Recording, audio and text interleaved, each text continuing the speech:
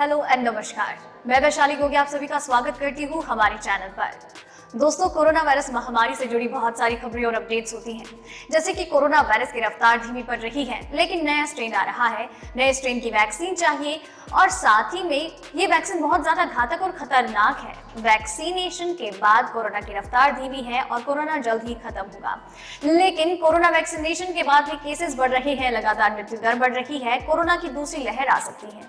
ऐसी बहुत सारी खबरें होती हैं, जिनमें से कुछ एक खबरें ऐसी होती हैं जो हमें शांति देती हैं, राहत प्रदान करती हैं, लेकिन कुछ एक खबरें ऐसी हो जाती हैं जो हमें टेंशन का गुबार दे जाती हैं और उस सिचुएशन में हम ये सोचते हैं कि अब इस हाल में क्या तो हम करें, क्या वैज्ञानिक करें और क्या ही सरकार का रुख होगा। लेकिन इतनी सारी खबरों में से मैं आपको बताऊंगी सिर्फ 5 महत्वपूर्ण खबरें। आइए दोस्तों, नजर डाल लेते हैं आज की टॉप 5 खबरों पर। तो हम सबसे पहले बात करेंगे देश में कोरोना के हाल पर। भारत में पिछले 24 घंटे में सामने आए 11,610 100 की मौत। भारत में लगातार कोरोना केसेस की रफ्तार तो कम हो रही है, लेकिन केसेस सामने आने का सिलसिला अभी भी खत्म नहीं हो रहा है। पिछले 24 घंटे में भारत में 11,610 नए मामले सामने आए और इसी के साथ कोरोना पेशेंट्स की संख्या 1.09 करोड़ हो गई। पिछले 24 घंटे में इस दौरान 100 लोगों की कोरोना वायरस की वजह से मौत हो गई है और इसी के साथ ही मृतकों की संख्या 1,55,913 हो गई है। तो वही मृत्यु दर में कमी आई है और ये हो गई है 1.43% और साथ ही में रिकवरी रेट में भी काफी वृद्धि देखने को मिल रही है। 1.06 करोड़ लोग कोरोना वायरस के साथ रिकवर कर चुके हैं और इसका प्रतिशत 97.33% है। बिहार के 188 हेल्थ वर्कर्स ने ली दूसरी डोज, तो वहीं 1252 ने ली कोरोना वैक्सीनेशन की पहली डोज। बिहार में टीकाकरण केंद्रों की संख्या कम होते ही टीका लगवाने वाले वर्कर्स की संख्या में भी कमी हो रही है। पहले कर्मियों को टीका लगाने के लिए 500 से 600 कोरोना वैक्सीनेशन सेंटर्स बनाए गए थे, लेकिन जैसे ही प्रक्रिया आगे बढ़ रही है, सेंटर्स की संख्या 100 से भी कम हो गई है और इसी के साथ ही टीका लगवाने वाले लोगों की संख्या में भी कमी आ रही है।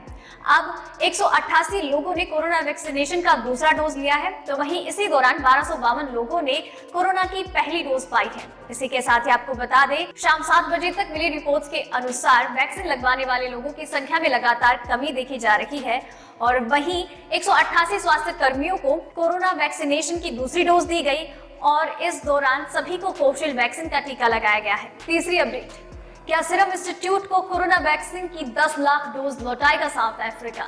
बताई सारी सच्चाई।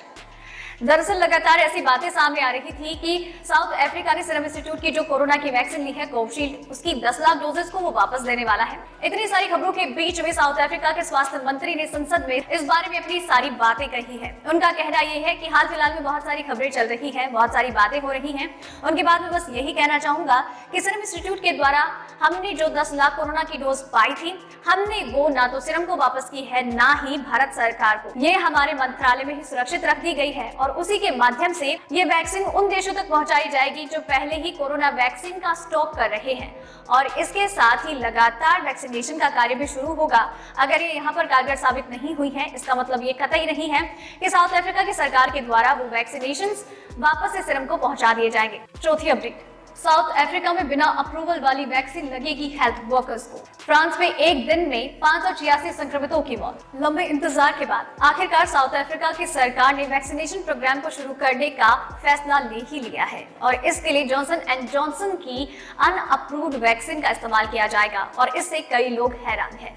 दरअसल जॉनसन एंड जॉनसन की वैक्सीन अभी भी अपने क्लिनिकल ट्रायल में चल रही है और ऐसे में वहां के वर्कर्स को वैक्सीन लगाने के लिए सरकार तत्पर है। इसी के साथ 80 लाख डोजेस को साउथ अफ्रीका मंगवा लिया गया है और अब सरकार के द्वारा 5 लाख डोजेस और मंगवाए जाएंगे और जब वर्कर्स को ये वैक्सीन लगाई जाएगी तो उन्हें पूरे तरीके से निगरानी में रखा जाएगा कि उन्हें किसी तरीके की एलर्जी तो नहीं है, कोई साइड इफेक्ट तो नहीं हो रहा है और उनके स्वास्थ्य में किस तरीके का परिवर्तन हो रहा है या फिर कोई गंभीर परिवर्तन हो रहा है।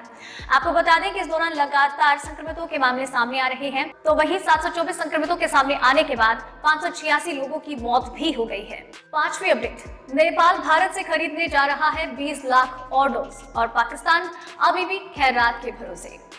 भारत की ओर से 10 लाख कोरोना की डोज मदद के तौर पर मिलने के बाद नेपाल 20 लाख डोजेस और खरीदने जा रहा है और इस बारे में पेमेंट को लेकर बिल भी पारित कर दिया गया है और इसके साथ ही अब भारत को पेमेंट भी कर दी जाएगी और वैक्सीनेशन के लिए डोज भी पास कर दी जाएंगी। इसी के साथ ही आपको बता दें कि नेपाल में ऑलरेडी 10 लाख डोजेस के साथ वैक्सीनेशन की प्रक्रिया शुरू हो गई है। लेकिन इसी के साथ ही हमारा जो पड़ोसी देश है पाकिस्तान, उसको अभी भी खैरात का ही यहाँ पर आलम है, क्योंकि अभी वो फाइनेंशियली बिल्कुल भी ठीक नहीं है। लेकिन वो अपनी सदाबहार दोस्त चीन के साथ लगातार कनेक्शन में है और 5 लाख डोजेस उनसे काफी ज्यादा मिन्नतें करने के बाद उन्होंने पाली है और वैक्सीनेशन शुरू कर दिया है। इसी के साथ ही आपको बता दें कि नेपाल की जो जनसंख्या है वो 3 करोड़ तक की है और यहाँ पर 14 साल से कम उम्र के लोग ज्यादा मौजूद हैं। तो सिर्फ यहाँ पर 72% लोगों को ही कोरोना का टीका लगाया जाएगा। तो दोस्तों, ये थी आज की टॉप 5 खबरें। उम्मीद करती हूँ आपको पसंद आई होगी और आपके लिए इसी तरीके से हर रोज हर बार हर रात 8 बजे कोरोना वायरस और उसकी वैक्सीनेशन से जुड़ी खबरें लेकर आती रहूंगी। आप इस चैनल के साथ बने रहिए और चैनल को सब्सक्राइब कर लीजिए। धन्यवाद।